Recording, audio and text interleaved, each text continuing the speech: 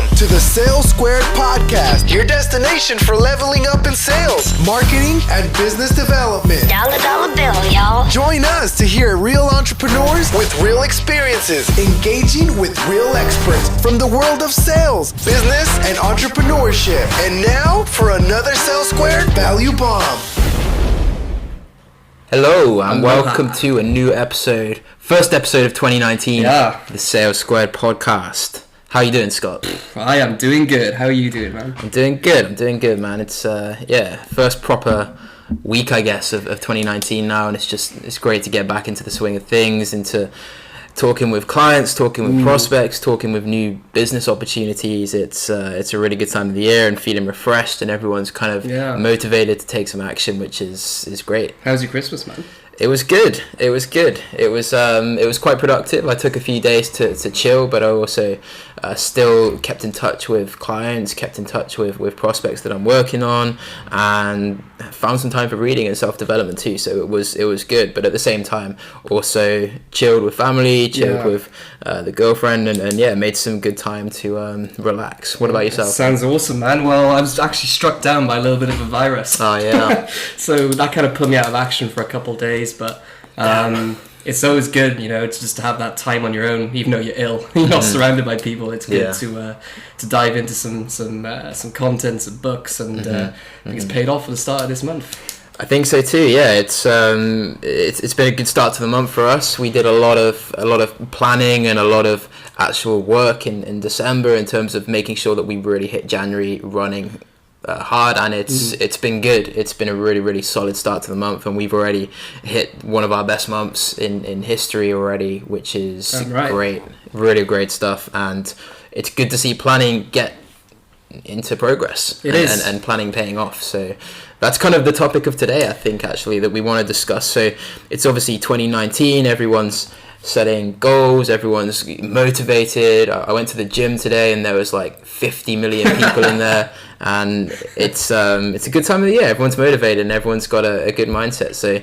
as we know, not everyone will continue that mindset throughout the year, but we know we can, and we know that a lot of people will actually hit some of those goals that they set for the year, which let's is not good. forget though, some people might genuinely want to change, and they might genuinely be going to the gym in January and it will last a long time. No doubt.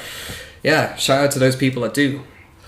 For sure. Awesome. So let's talk a little bit about sales planning. So we've got big goals this year. A lot of salespeople have big goals this year. A lot of entrepreneurs, they want to hit revenue targets. They want to grow their business. So we've actually set a really big goal, and when we look at it as just that kind of one goal in itself, it seems, or a lot of people may even say, like that's going to be really hard to achieve. That's a big goal. But what we've actually done is think a little bit about goals in general and setting targets. And what a lot of people don't actually do is they don't think about if they actually break that goal down into tiny little pieces of what they can achieve every month or every day, and especially in sales where numbers are so important. And we can literally look at how many prospects we need to be talking to, how many leads we need to be generating, how many sales calls that we need to book into our calendar on a weekly basis. Then you can actually set a really big goal and then break it down, so you just have to bring it down to the granular day-to-day level of what you're doing. So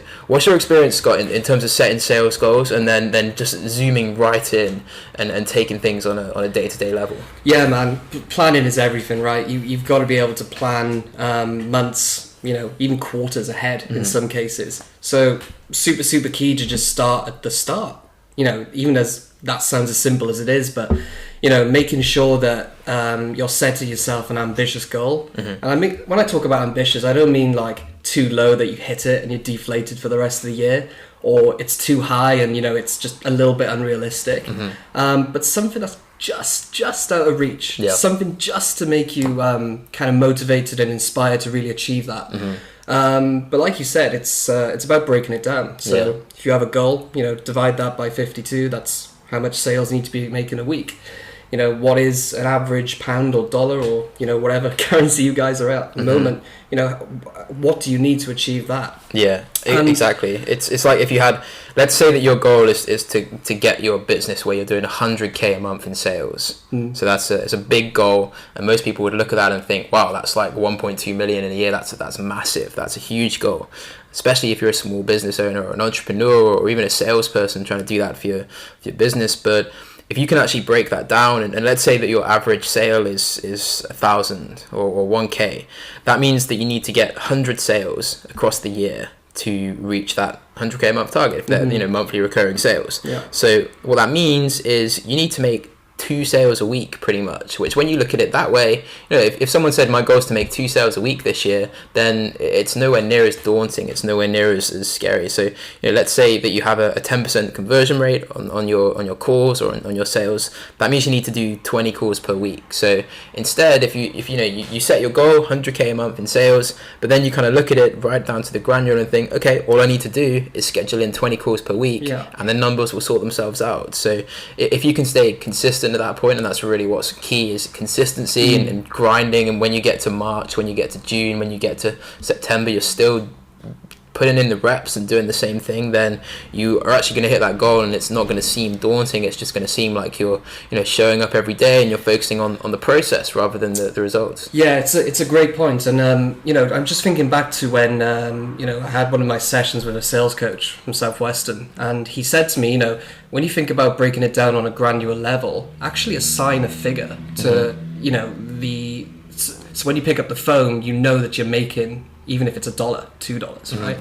So being able to work out on a granular level, you know, every time you pick up the phone, 60 cents, $1. You know, how many times will you pick up the phone knowing that you're getting paid 60 cents, $1, whatever it is, to kind of motivate you? So really important to get clarity on a granular level. Absolutely, I hear that. And I think the one problem being in sales, or if you're growing your business and you're doing sales calls and you're too focused on the results and you're too focused on that end result, then this comes across more in selling than anything else. You're going to come across as desperate. You're going to come across as just hungry for the sale, for the money, for the commission, whatever it is.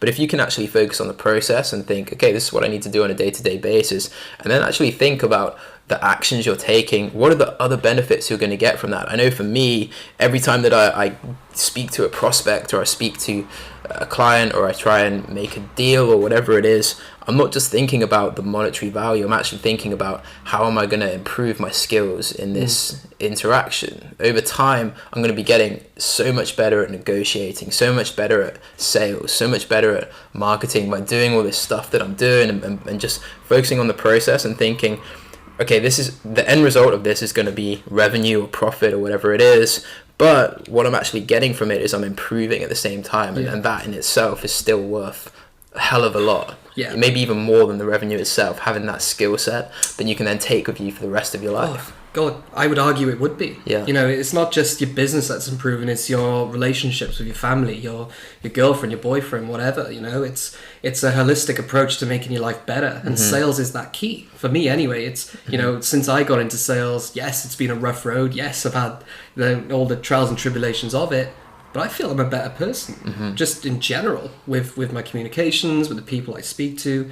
It just lifts me to another level. Absolutely. I think that's the beauty of sales. Absolutely, and if you're like a young salesperson right now, or even a business owner, then realize that sales is one of those skill sets that is going to be crucial, and it's obviously a part of generating revenue. So if you can kind of focus more on just the micro day-to-day things you need to achieve, and how can I actually get better at this, how can I take this call, do my very best, and see how I can improve, then you're going to not only reach your goal, but develop this skill set that's going to serve you whatever you do in business for the future, which is cool. Yeah. Well, quick question for you here, I can actually. So kind of moving it back to planning.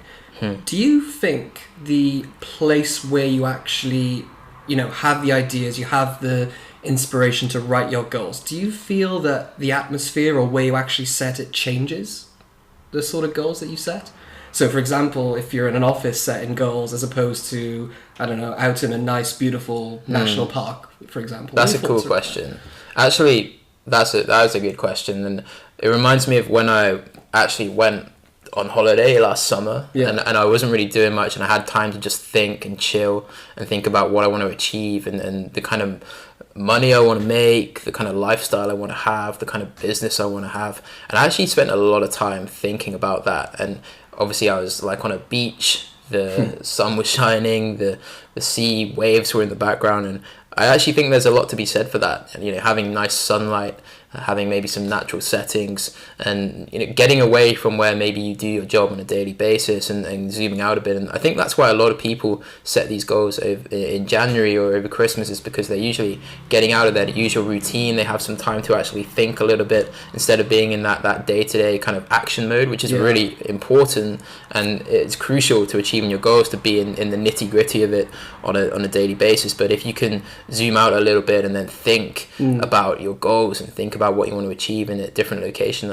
that's something I haven't really thought about, but I think it does make a difference. I mean, we do a lot of walks, right? Yeah. We go on a lot of walks. True. We try to expand our kind of, you know, our memory and our thinking. And I believe that, you know, some of the conversations we have on our walks are really thought-provoking. I agree with that. They give us a lot of ideas. I agree with that. And Excuse me. I'm someone who hates meetings. If you've ever been in a job where you get pulled into these boring, time-wasting meetings where nothing gets achieved, I would much prefer to go on a walk with with Scott or with my business partner or whoever it is, and just discuss things on that walk. And the benefit is that you're getting your blood pumping, you're getting your brain juices flowing, and there's actually studies to support this, that when you walk or when you're active and take some movement, that productivity in your brain actually increases. Like, they've done studies on this stuff. So I would recommend definitely as well, if you're setting goals, or even if you're looking for new perspective on things, then take a walk. Go, you know, walk around the block, take 20 minutes and walk somewhere, and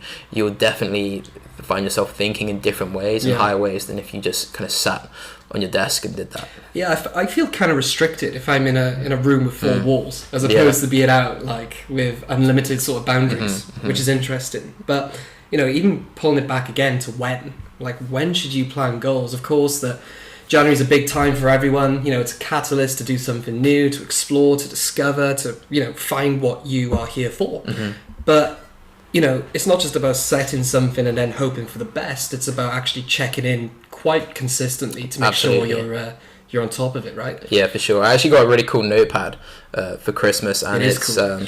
It basically, you write down your goals for the year, and then every month you kind of break those goals down and write them down for the month, and then I can just go in every morning, review what my goals are for the year, review what my goals are for the month, and then just have that kind of revitalization into, you know, what I'm going to do in the day to reach those targets. And it's really, really important. A lot of people will set a goal, even if it's, you know, most people set goals on New Year's, which is, you know, it's just something that people do. It's probably not the right thing to do. You should be setting goals, you know, all the time, but a lot of people like to do it. It's nice to kind of set that target for a year, but if you can actually revisit those goals on a weekly basis, on a daily basis, then you're going to be so much more inclined to do it. And even if you you can go into things like visualization, or affirmations and stuff like that. Like, some people think it's a bit woo-woo, but if you, like for me, when I'm in the shower sometimes on my own, I'll just say to myself, like, you know, this is who I want to be, you know, this is,